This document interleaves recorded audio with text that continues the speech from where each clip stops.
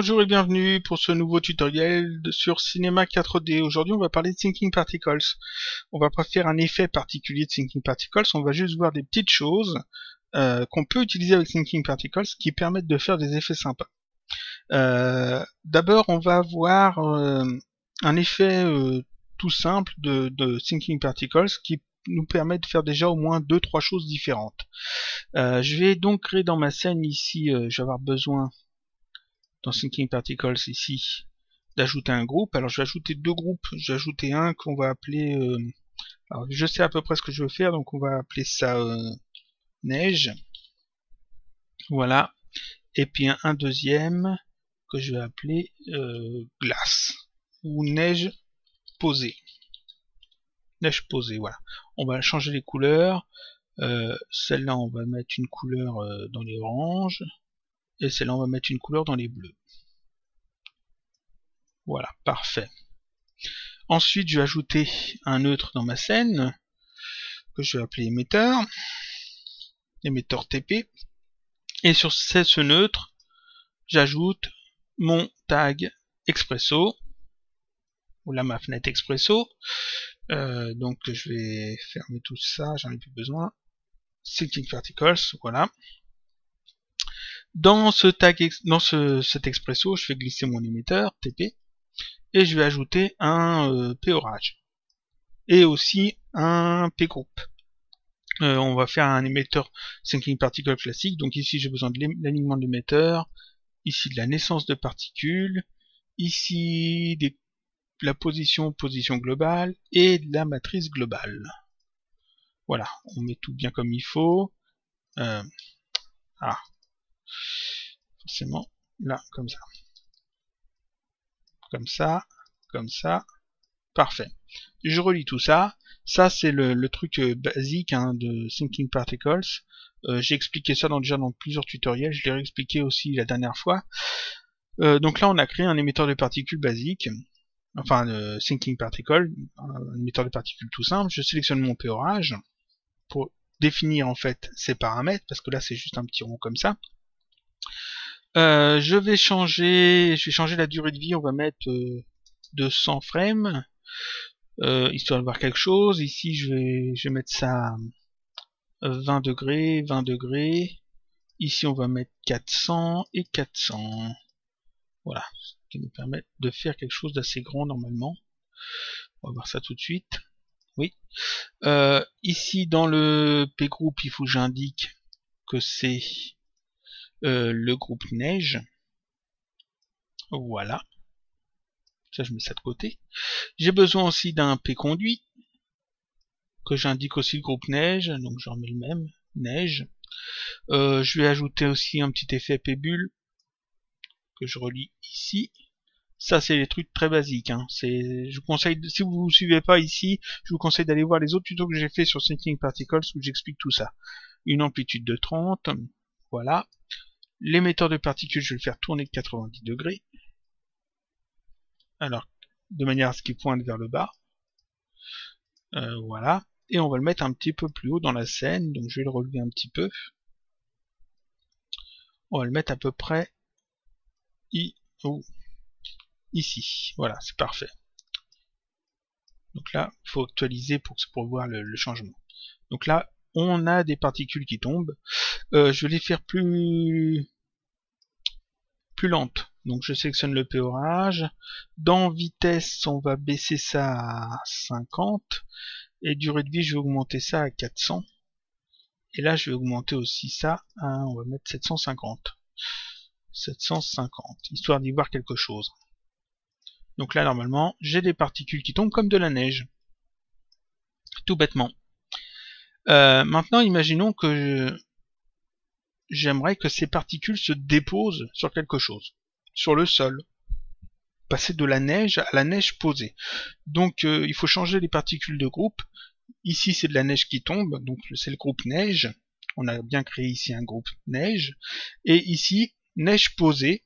Ça va être un deuxième groupe où les particules ne bougeront plus et seront juste posées sur le sol.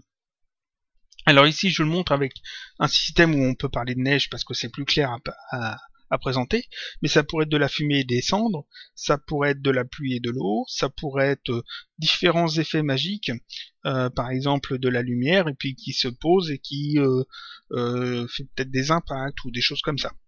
Donc ici, comment je vais faire ça? Eh bien, je vais ajouter dans mes effets ici, dans l'effet de P conduit, je vais ajouter un effet qui s'appelle le P déviation. Le voilà, le P déviation. Je l'ajoute. Je l'ajoute dans mon expresso, il faut indiquer un élément ici. Donc je vais créer un plan. Alors j'utilise un plan, ça pourrait être n'importe quoi. Hein. Je vais mettre 1 de largeur, ça pourrait être une sphère, ça pourrait être un personnage, ça pourrait être une forme beaucoup plus complexe.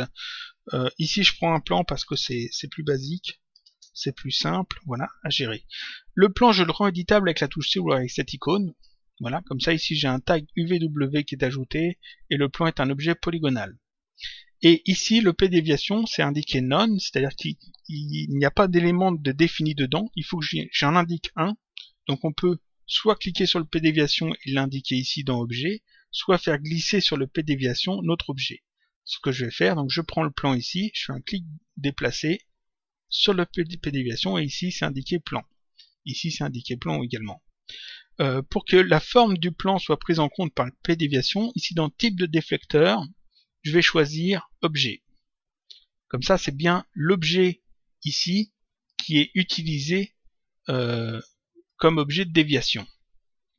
Et je vais forcément relier maintenant la neige ici et le P déviation. Alors par défaut, le P déviation sert à dévier les particules. Exactement comme le ferait ici le P déviation qu'on trouve ici dans les méthodes particules basiques, c'est-à-dire que les particules rentrent en contact avec cet élément et sont déviées de leur course, sont repoussées en fait par l'élément. C'est un petit peu comme si on ajoutait un tag de collision sur un objet, mais pour les particules thinking particles. Alors on va voir ça tout de suite. Si je fais lecture, on voit que les particules tombent, et quand elles rentrent en contact avec le plan, elles vont simplement rebondir. Voilà, et elles remontent. On voit les particules qui remontent. Là, c'est bien, mais j'ai du mal à différencier les particules qui tombent et les particules qui remontent. Eh bien, le P déviation, une petite chose qui est bien pratique. Si je le sélectionne, en cliquant dessus, ici dans ces paramètres, on a un champ qui s'appelle détecter uniquement les événements. C'est-à-dire qu'en fait, on va le voir plus tard, ça. C'est-à-dire qu'ici, je veux juste montrer que, en fait, le P déviation sait à quel moment une particule est entrée en contact. Le P déviation peut nous sortir une information qui dit à ce moment-là, une particule est entrée en contact avec le plan. Ici, dans mon P déviation, le petit carré rouge, je peux cliquer dessus et cliquer sur événement. Ça ajoute ici un petit point, un peur. Il n'y a pas d'information qui est indiquée ici, mais le peur est là. Si je demande les informations du peur avec un clic droit, on voit que c'est une valeur booléenne qui sort. Donc ici, quand une particule de neige entre en contact avec le P déviation, avec le plan, ici j'ai une valeur 1 qui sort, à chaque fois qu'une particule rentre en contact. Donc, à la place d'utiliser ici, comme on l'a vu la dernière fois, un time control qui est ici, à la place d'utiliser ça, je peux utiliser l'événement qui sort du P déviation et faire exactement la même chose. C'est-à-dire reprendre ici un P groupe du TP assistant, reprendre un P définir les données, ici indiquer l'activer, le groupe, comme on a vu la dernière fois, comme ça, et dire que les particules du groupe neige passent dans le groupe P groupe ici, alors on va l'appeler neige posée, voilà, passe dans ce groupe-là au moment où l'activé, on lui envoie une valeur 1. Donc au moment où le P déviation envoie un événement. L'événement passe dans l'activé. Donc ici, notre émetteur de particules génère des particules qui vont dans le groupe neige. Dans le groupe neige, on a un P bulle. Quand les particules tapent sur le plan, sur le P déviation, ça active le P définir les données qui renvoie les particules dans le groupe neige posée. Donc là, j'ai un petit setup de fait, truc tout bête, tout simple. On va essayer de faire ça bien. Comme ça. Comme ça, parfait. On va voir ce que ça donne. Normalement, après avoir tapé là-dessus, les particules vont devenir bleues. Donc on va les repérer beaucoup plus facilement. Ça tombe, ils rentrent en contact, et elles deviennent bleues au moment où ils rentrent en contact. Bon, alors seulement là, les particules rebondissent. Si c'était de la neige, ça ne va pas. Si c'était des cendres qui tombent, ça ne va pas non plus. Donc je vais simplement sélectionner le P déviation. Et dans ces propriétés ici, j'ai rebond qui est mis à 100%. Donc ça rebondit à 100%. Je vais simplement mettre 0. Voilà. Maintenant, on regarde ce que ça donne. Nos particules tombent, elles sont oranges. Donc elles appartiennent au groupe neige. Elles rentrent en contact avec le plan, elles changent de groupe et elles ne rebondissent pas. Et là, on a de la neige qui se pose. Tout bêtement, sur notre plan. Alors des fois il y a des particules qui traversent, ça c'est juste des histoires de réglage, on va pas trop s'en occuper pour le moment. Donc là j'ai un truc qui est pas mal sympa. Ici j'ai dit que c'était de la neige parce que c'était plus clair, comme j'ai dit ça pourrait être en particules orange de la fumée, les particules bleues des cendres, ça pourrait être des éléments magie, c'est-à-dire ici une magie d'une couleur particulière, et quand ça se pose, ça devient une lumière d'une autre couleur, ça fait un petit effet magique sympa. Donc ça c'est un des effets qu'on peut utiliser avec le P déviation. Le P déviation, comme je l'ai montré, là je l'ai bien sélectionné, ici on a déclenché uniquement les événements, donc on a l'événement qui est déclenché, on le sait, mais si je coche ici, en fait, l'événement est toujours déclenché, il n'y a pas de problème, seulement le P déviation ne va plus dévier les particules. C'est-à-dire que les particules vont simplement traverser le plan et continuer leur trajet en dessous, mais par contre l'événement aura quand même lieu. Donc elles vont quand même changer de groupe. Si je fais lecture, on voit ce que ça donne, on a les particules qui tombent, et au moment où elles vont traverser le plan, elles vont changer de couleur, parce qu'elles vont changer de groupe. Voilà, elles changent de couleur, elles changent de groupe. Et là, c'est quelque chose qui est très utile parce qu'en fait, c'est un petit peu comme un effet thermographe, c'est-à-dire qu'on a un plan qu'on peut rendre invisible, comme ça, et qu'on peut placer où on veut, on peut en mettre plusieurs dans la scène, plusieurs dans l'expresso, et on peut lui donner la forme qu'on veut, ça pourrait être la forme d'une sphère, d'un cube, d'un personnage, etc., n'importe quelle forme polygonale, donc avec cette petite icône triangulaire, et ici, on peut s'en servir pour dire à tel moment, je veux que les particules changent de groupe quand elles arrivent à tel endroit, quand elles dépassent à un certain moment, sans avoir utilisé le time control, qu'on a déjà vu, qui était ici, qui est très pratique, mais qui ne permet pas en fait d'être animé dans la scène. Alors que là, le plan, vous voyez, je vais le mettre comme ça, je peux très bien le sélectionner, et le faire remonter avec des clés d'animation, et vous voyez, c'est le plan qui bouge et qui fait changer les particules. Voilà, et là on a les particules bleues qui sont arrivées beaucoup plus tôt, je peux le remonter encore, comme ça je peux faire changer les particules au moment où je le souhaite. C'est en déplaçant le plan que je choisis à quel moment les particules doivent changer de groupe. Donc ça c'est quelque chose qui est très pratique, qui pourrait vous servir si vous voulez faire des effets un petit peu sympas au niveau magie, tout ça, avec des effets de lumière ou avec ce genre de choses. Donc ça c'était la première chose que je voulais montrer aujourd'hui, le P déviation. Voilà, on indique bien ici l'élément, l'objet à utiliser. On met le type de déflecteur en mode objet parce que ça sera plus précis. Ici on peut cocher déclencher uniquement les événements si on ne veut pas avoir de déviation, si on ne veut pas que ça serve de collision, et si je le décoche, ça va servir de collision, et ici on a le type de rebond, la force du rebond qui peut être à 100%, donc dans ce cas-là les particules rebondissent dessus. Si je le mets à 0, elles ne rebondissent pas du tout, et puis forcément les valeurs intermédiaires permettent de faire des rebonds intermédiaires. Ici type de collision, c'est réglé sur avant par défaut.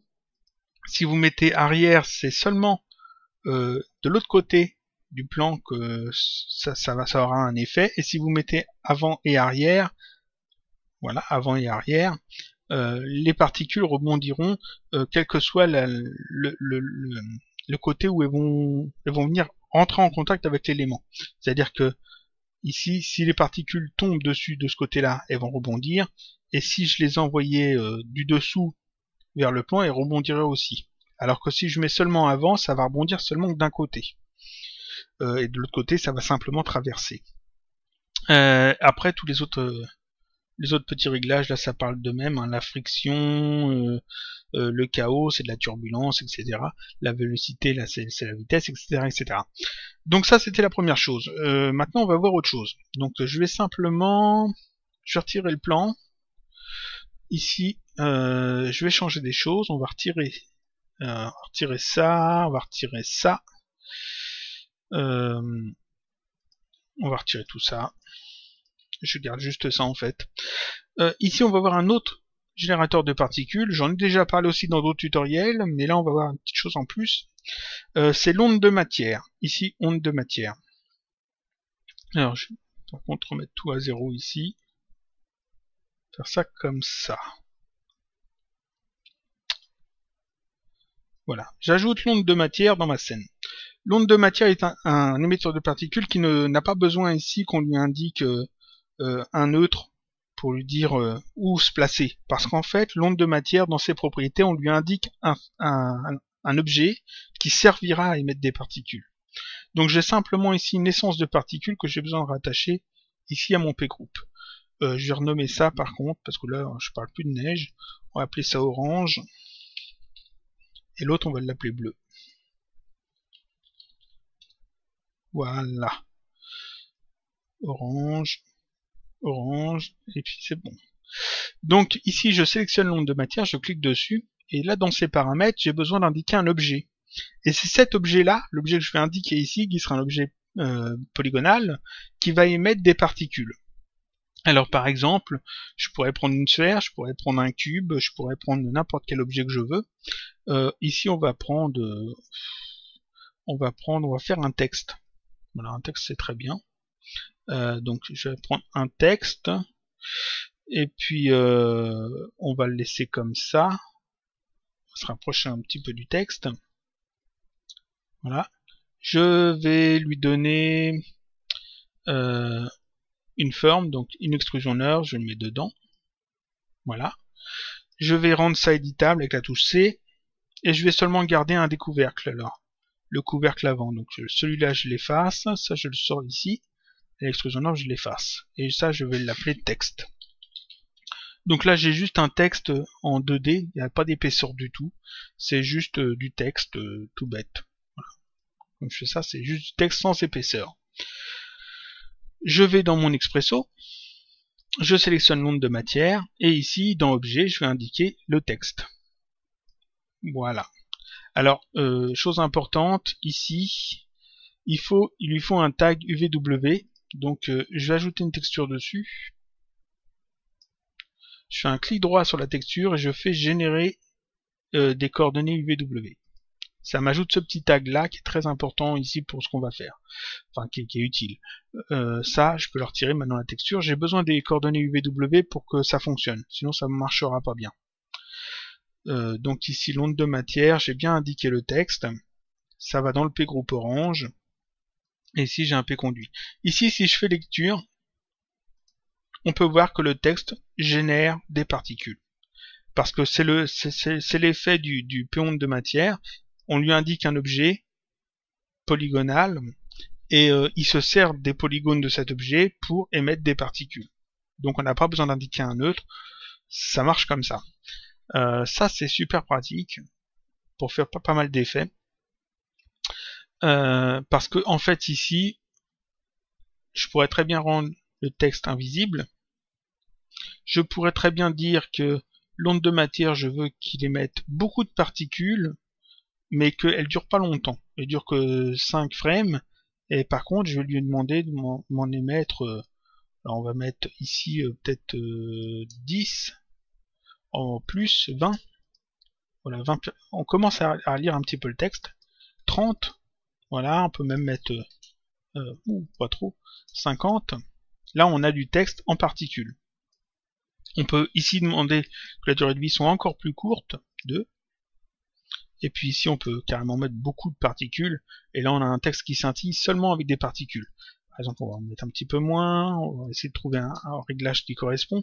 Ici on a un texte qui scintille avec des particules. C'est le truc tout bête qu'on peut faire. Donc ici, je pourrais très bien utiliser des lumières à la place des particules, comme on l'a vu dans le tutoriel de la semaine dernière. C'est-à-dire ajouter une lumière. On va le faire même d'ailleurs. Il faut que j'ajoute ma géométrie de particules, que j'indique dans la géométrie de particules le groupe, par exemple le groupe orange, que j'ajoute une petite lumière, qui ne générera pas de lumière, mais qui aura un petit effet de lentille. Alors on va prendre celui-là, on va changer ces réglages, on va mettre ça en inactif, parce que je veux pas de ces trucs-là. Ici on va mettre type 1 3, type 2 8, on va changer les couleurs, on va prendre, on va aller dans les bleus, un bleu comme ça, et puis type 1, on va prendre une couleur très claire, un blanc. Voilà, et puis là je coche mise à l'échelle avec la distance. Ici j'indique que c'est un P-form que j'ai besoin, je relis, et dans le P-form je mets ma lumière. Et si je me suis pas trompé, j'ai un texte. Alors ici forcément c'est beaucoup trop grand.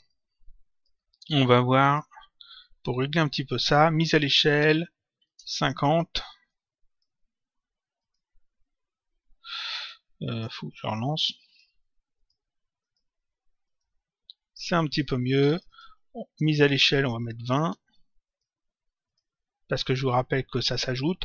Là, on a quelque chose qui pourrait un peu coller. En jouant un petit peu avec les réglages, on peut obtenir un effet sympa. Puis alors forcément ici il faut que je change peut-être des choses, etc. Donc ici on peut faire, vous voyez, on peut faire des formes. Ici j'ai utilisé une forme toute simple en 2D, un simple texte sans épaisseur. J'aurais pu utiliser une sphère, j'aurais pu utiliser un cube, j'aurais pu utiliser un objet modélisé un petit peu plus compliqué. J'ai fait des tests avec déjà plusieurs objets, ça rendait pas trop mal si on pousse un peu les réglages. Donc ça, l'onde de matière permet de faire ce genre de choses. Mais on peut faire mieux, on peut faire plus de choses, il n'y a pas que ça. Qu'est-ce que je vais montrer en premier? Oui. Ici, on a utilisé un P-form. Alors, je vais retirer la lumière. Imaginons qu'à la place de la lumière, je veux mettre une sphère. Une toute petite sphère. Alors, je crée une sphère, je vais la faire toute petite, comme ça, 10 cm, et je vais l'indiquer ici, dans le P-form. Donc là, normalement, ah oui, là, je vais la cacher. Si je me trompe pas, oui. Ici, on a les sphères qui sont remplacées, les particules qui sont remplacées par les sphères. Là, elles sont vraiment petites parce qu'en fait, il y a une indication de taille dans l'onde de matière. C'est-à-dire, je sélectionne l'onde de matière et ici, dans ses propriétés, on a taille 10. À la place, je mets 100 pour retrouver la taille réelle de ma sphère, les 10 cm. Donc là, on a effectivement une petite sphère qui est mise à la place de chaque particule. Ça c'est sympa, mais imaginons que je veuille utiliser ça dans une métaball. Imaginons que j'aimerais que toutes ces sphères soient comprises dans une métaball et donc qu'elles s'agglutinent les unes aux autres. Je peux ajouter donc métaball dans ma scène. Et là, qu'est-ce que j'ajoute dans la métaball? La sphère. Si j'ajoute la sphère, ça va pas aller. Ça va pas parce qu'il n'y en a qu'une seule sphère. Donc qu'est-ce qu'il faudrait que j'ajoute là-dedans? Le P-form qui est ici, on peut pas prendre le P-form et l'ajouter dans le métaball. C'est pas possible, ça fonctionne pas. On peut pas ajouter... on peut peut-être essayer la géométrie de particules. Ah, la géométrie de particules, ça a l'air de fonctionner. Mais alors seulement, là, ça va pas être pratique parce que en fait... non, ça va pas être génial. Il y a une méthode beaucoup plus simple qui va nous permettre de faire beaucoup plus de choses. À la place d'utiliser un P-form ici, je retire ça, je retire le P-form, je vais simplement utiliser MoGraph. C'est-à-dire que ici, je vais ajouter un cloneur dans ma scène, MoGraph cloneur, donc j'ai un cloneur d'ajouter. Je mets ma sphère dans le cloneur. Donc le cloneur va cloner la sphère. Voilà, là c'est comme ça. Mais où est-ce qu'il va la cloner cette sphère? Ici par défaut il a clone, faut que je la raffiche, il a la clone 3 fois à la hauteur, sur la hauteur, donc je lui indiquais plutôt de me la cloner sur un objet. Voilà, un objet de la scène, mais sur quel objet? En fait ce que j'aimerais c'est qu'il clone la sphère sur chaque petite particule. Eh bien ça c'est possible, parce que MoGraph et Thinking Particle fonctionnent bien ensemble. Il me suffit d'aller dans Simuler Thinking Particle, Paramètres Thinking Particles, et ici dans mon cloneur, dans le champ Objet, je fais simplement glisser le groupe de particules à utiliser, le groupe orange. Et là on voit en fait MoGraph clone la sphère sur chaque particule créée par Thinking Particles. Donc là je peux faire comme ça. Alors on va mettre le cloneur dans les métaballs, parce que c'était ça la base. On va changer ici la valeur de la coque, comme ça. On va faire la sphère beaucoup plus petite, encore plus petite, de manière à avoir quelque chose qui passe. Oui, on va mettre un petit peu plus, 3. Ici, mes particules sont remplacées par des sphères qui sont clonées sur les particules grâce à l'objet cloneur. Et le tout dans une métaball. Donc je peux utiliser les métaballs avec les particules Thinking Particles. Comme j'ai utilisé MoGraph, comme j'ai utilisé le cloneur, je peux aussi, si je veux pas utiliser les particules, le métaball, je peux aussi utiliser quelque chose qui est très intéressant, je peux utiliser tous les effecteurs MoGraph. Par exemple ici, un effecteur simple. J'ajoute un effecteur simple, on va pas modifier la position, on va modifier l'échelle, on va lui donner une échelle de -1, donc il va faire disparaître en fait les éléments du cloneur. Ça je le retire de la métaball, j'en ai plus besoin. Et puis cet effecteur simple, je vais le mettre en mode d'atténuation linéaire. Comme on a déjà vu dans d'autres tutoriels, on peut faire ça comme ça. 90%. Voilà. Ouh. Parfait. On fait ça. Voilà. Ici, on peut voir que effectivement, l'effecteur simple a un effet. Tout ce qui est de ce côté-là a une valeur une taille de -1 et tout ce qui est de ce côté-là a sa taille normale. Et ici, on a une transition entre les deux. Donc, je peux remettre en fait ma sphère ici à, j'avais mis 10 cm. Voilà, 10 cm. Et l'effecteur simple, je peux le déplacer forcément dans la scène, comme on l'a déjà fait plusieurs fois. Voilà, on a l'atténuation qui a un effet, ce qui fait que là, je peux utiliser les effecteurs MoGraph, tous les effecteurs MoGraph, sur les particules Thinking Particles, parce que là je rappelle que c'est des particules Thinking Particles qui forment le texte. Donc ici je pourrais très bien rajouter par exemple un P-bulle. Voilà, on verrait ici l'effet du P-bulle. Alors, on va aussi augmenter le nombre de matières, je sais que c'est le nombre de matières. Là, je vais augmenter la durée de vie, on va mettre 100. On va réduire la vitesse à 50, 80. Avec, on va mettre des petites variations un peu partout. Voilà. La taille, on laisse ça. Et là, si je fais ça, normalement, j'ai des particules qui sont émises. Et, comme vous pouvez le voir, l'effecteur MoGraph a toujours son effet. Et j'ai quand même utilisé à la fois des effets Thinking Particles et des effets MoGraph. Le tout sur des particules. Ce genre de choses permet de faire des choses très intéressantes. Par exemple, on pourrait très bien, je vais retirer ça, on va voir un petit truc qu'on pourrait faire. Je vais retirer le texte. On peut dire que, par exemple, on a une toute petite sphère, avec une sphère à l'intérieur, qu'on va mettre 50. On met ça dans des métaballs.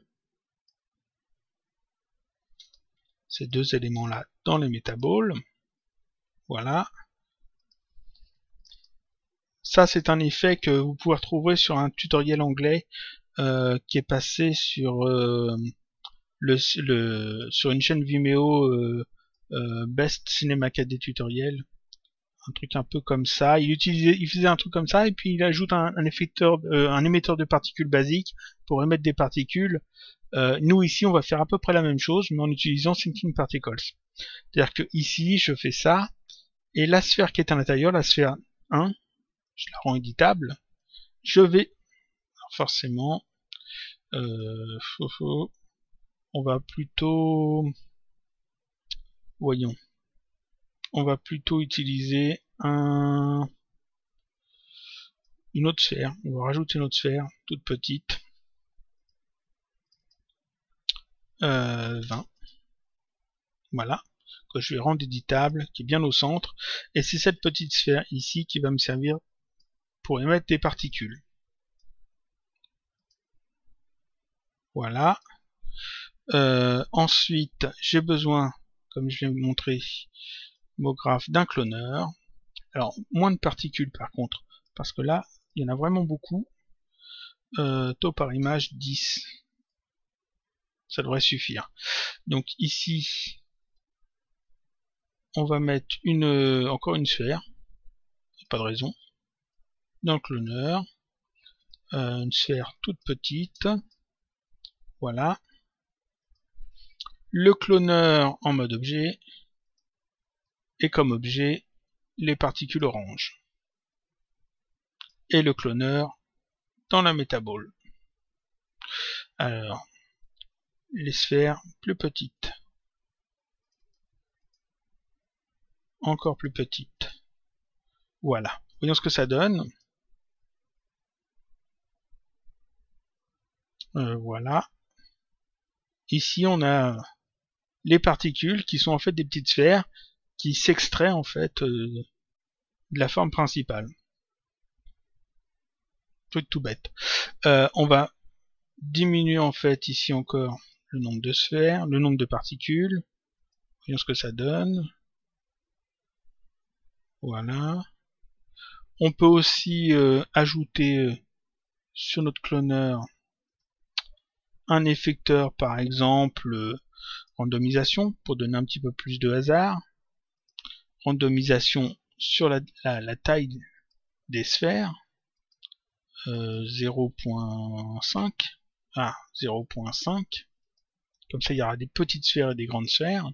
Donc là, j'utilise toujours les particules avec toujours le P-bull, donc Thinking Particles. J'applique des effets Thinking Particles et en plus, j'applique des effets MoGraph. Le tout sur les mêmes particules, les mêmes objets. Et le tout dans une métaball. Voilà. Ensuite, alors je vais refermer tout ça. Et on va voir un autre effet. Alors jusqu'ici, qu'est-ce qu'on a vu? On a vu qu'avec le P déviation, on pouvait définir à quel moment les particules pouvaient changer de groupe. On pouvait utiliser un élément dans la scène, un objet polygonal, et puis au moment où les particules entrent en contact avec cet objet, elles changent de groupe. Donc on peut déjà faire pas mal de choses avec. On a vu que les particules pouvaient aussi être déviées, bon ça on le savait déjà. On a vu qu'avec le P-orage, on pouvait émettre des particules à partir d'un objet. Maintenant, on va voir quelque chose d'un peu plus sur le thème d'Halloween. J'ai pris une texture sur internet, voilà, dans Google Images, ça. Ça ressemble un petit peu aux effets qu'on voit dans les animés quand ils font de la magie. Quand un personnage va lancer un sort, on a des cercles avec des trucs décrits qui s'affichent tout lumineux, et puis il y a des particules un peu partout des fois, des effets de lumière, etc. On va utiliser ça pour faire un petit effet. Donc je vais ajouter un plan à ma scène, un plan tout basique, je vais lui mettre un segment de largeur, un segment de hauteur. 400, c'est très bien. On va faire un truc tout petit. Ici, je vais mettre 249 frames. Voilà. Je vais créer une texture. Voilà. Je vais retirer la spécularité. Je vais retirer la couleur. Je vais mettre de la luminescence et de l'alpha. Dans alpha, je vais charger en fait cette image-là qui est une image en noir et blanc. Donc la partie en noir ne sera pas visible, la partie en blanc sera visible. Donc cette image-là, je la fais glisser dans l'alpha. Voilà. On va mettre ici un plan. Voilà, pour ça un peu plus parlant. Et puis dans luminescence, je vais lui donner une couleur. Alors, on va mettre une couleur bleue parce que généralement, c'est du bleu qui est utilisé dans les animés pour ce type d'effet. Alors un truc assez clair comme ça. Voilà, et ça je le mets sur le plan. Et je fais un petit rendu et on obtient un petit effet qui est assez typique des animés et autres mangas. Petit truc tout simple, tout bête, qui fait un peu penser à un truc de magie. Maintenant, imaginons que je veuille que cette forme que j'ai créée, ici, émette des particules. Donc, on a vu qu'on pouvait utiliser l'onde de matière pour qu'un objet émette des particules. Donc, je sélectionne le plan, je le rends éditable avec la touche C. Voilà, donc là, ça a rien changé, ça. C'est toujours aussi bien. Ici, je vais ajouter mon tag Expresso directement dessus. Et puis, dans ma fenêtre Expresso, là, je vais ajouter l'onde de matière. Je vais ajouter un P-group, un P-conduit, et puis on va mettre un P-form. Voilà. Dans Thinking Particles, je vais ajouter un groupe de particules qu'on va appeler bleu. On va le mettre en bleu. Comme ça. Ça va être nos particules. Ouais, je l'ai fermé trop tôt. Voilà. Je le fais glisser sur le global. Ici, sur le P-conduit. Je relie tout ça. Dans le P-form, enfin, je mets une image, pas une image, une lumière. On va voir ça après. L'onde de matière, je la sélectionne. Et ici, dans Objet, je vais indiquer mon plan. Jusqu'ici, c'est ce qu'on a vu un petit peu avant. On peut utiliser l'onde de matière pour émettre des particules à partir d'un objet. Donc déjà, si je fais ça, normalement, j'ai des particules bleues qui sont émises. Là, on peut voir qu'il y a un petit problème. C'est-à-dire que ici, on voit bien que ma texture a bien effacé en fait le tour du plan, de manière à garder que la partie en blanche, mais les particules sont émises aussi des parties où il n'y a rien. C'est-à-dire que là, là c'est du noir, il n'y a rien d'affiché, et j'ai quand même des particules qui sont générées ici. Là aussi, etc. Moi, ce que j'aimerais, c'est que les particules soient générées seulement là où il y a cette couleur bleue, là où il y a quelque chose d'écrit. Si j'augmente le nombre de particules, on va voir que ça va être très parlant. Ici, je vais mettre taux par image, on va mettre ça à 50. Là, on voit bien que les particules sont émises sur toute la partie carrée, donc ça colle pas du tout à ce que je veux faire. Donc, qu'est-ce que je peux faire? Eh bien, on va donner une couleur, on va donner une forme à ces particules d'abord. Géométrie de particules. Dans la géométrie de particules, j'indique le groupe bleu. Je vais ajouter une petite lumière qui ne va pas générer d'illumination, qui aura un effet de lentille, que je vais choisir bleu 1. On va changer son style. Alors, je retire tous les trucs que je veux pas. Inactif, inactif. Élément 1, 3. Élément 2, 8. Élément 3, j'en veux pas, c'est parfait. Donc élément 1, beaucoup plus clair. On va mettre plus petit aussi d'ailleurs. Et élément 2, un peu plus foncé. Et un peu plus grand. Pas trop foncé quand même. Voilà, là j'ai une petite lumière. Cette lumière là, ici je coche mise à l'échelle avec de la lumière avec la distance. Et je vais mettre cette lumière dans le P-form. Là, normalement, on va voir ce que ça donne. Voilà, j'ai des lumières un petit peu partout, c'est magique, mais seulement ça reste un grand rectangle lumineux. Vous voyez, là, c'est très franc, très coupé. Moi, je veux que ça soit seulement l'élément ici, la texture. Donc comment je fais? Je sélectionne ici le P11 de matière, et dans ces paramètres, ici dans type de naissance, on a type de naissance constante. Le fait que ce soit indiqué sur constante signifie que c'est tout l'élément qui va émettre des particules. Je veux pas que ça soit le cas. Je veux que ça soit seulement ma texture qui émette des particules. Donc ici, je vais choisir texture. Et ici, dans type de texture, on peut mettre un dégradé, mais ici, dans type de texture, on peut indiquer une texture en noir et blanc. Donc je vais reprendre, je vous rappelle, cette texture-là qui est en noir et blanc, et la charger ici, simplement en la faisant glisser. Voilà, je l'ai ajoutée ici. Maintenant, cette texture-là va être prise en compte pour générer les particules. Et si je regarde ce que ça donne, il y a effectivement maintenant seulement l'élément en blanc dans ma texture qui émet des particules. Tout le reste n'émet pas de particules. Alors pour que ce soit un petit peu plus visible, on va réduire la vitesse des particules. On va mettre ça à 50, 10. Durée de vie, je laisse ça comme ça. Voir ce que ça donne. Même moins de 50, on va mettre 30. Voilà. Donc là, j'ai les particules qui sont émises uniquement à partir de la partie visible de ma texture. Et pas sur les parties en noir ici. Donc ça, c'est un petit effet déjà qu'on peut faire. Maintenant, imaginons que j'aimerais gérer un petit peu mieux la génération des particules. Parce que là, toutes les particules se génèrent en même temps partout. Imaginons que j'aimerais que les particules apparaissent seulement à certains moments précis. Je pourrais faire un petit setup expresso thinking particle pour gérer tout ça, mais l'onde de matière a un truc qui est très pratique toujours dans ici. Je remonte bien dans ces paramètres. Dans type de naissance, j'ai indiqué texture, mais on peut voir qu'on peut aussi indiquer lumière, texture et lumière. En fait, ce paramètre lumière signifie que les particules vont être émises seulement quand l'objet polygonal sera éclairé. Et seulement à l'endroit où il est éclairé. C'est-à-dire que ici, c'est la texture qui prend en compte l'émission des particules, mais je peux très bien faire dans ma scène un spot